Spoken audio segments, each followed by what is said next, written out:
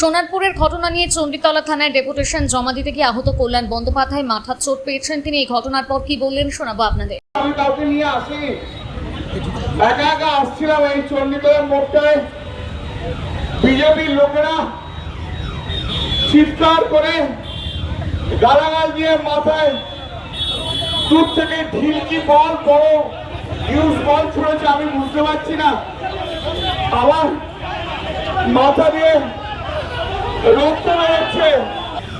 আমার আর বলার মতো শক্তি নেই, আমার সত্যি বলার মতো শক্তি নেই। আপনারা বাংলার মানুষ,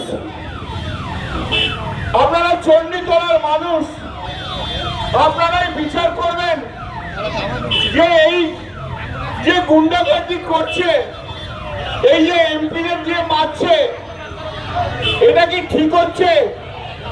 এখানে কোনো জনরোষ টনরোষ নেই।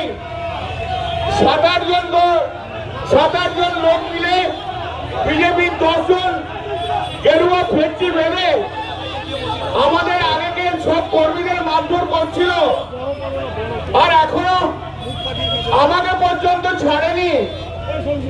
কৌশিকের মুখ ফাটিয়ে দিয়েছে।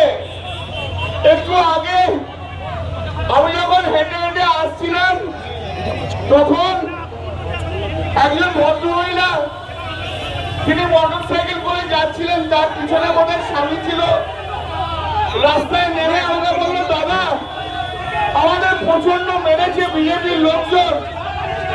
সারা পশ্চিমবাংলায় যেভাবে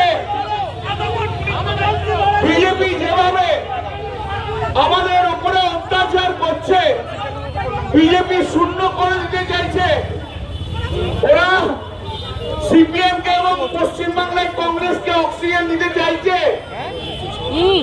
আমি আপনাদের কাছে আমি আবার এই মাইকের মাধ্যম দিয়ে আমি সারা বাংলার মানুষকে একটা জিনিসই বলতে চাই, যে আপনারা এই কর্মকে সমর্থন করছেন তো ওরা যেভাবে বিরোধীদের মারধর করছে, এমপি কে দেখলে ওপর থেকে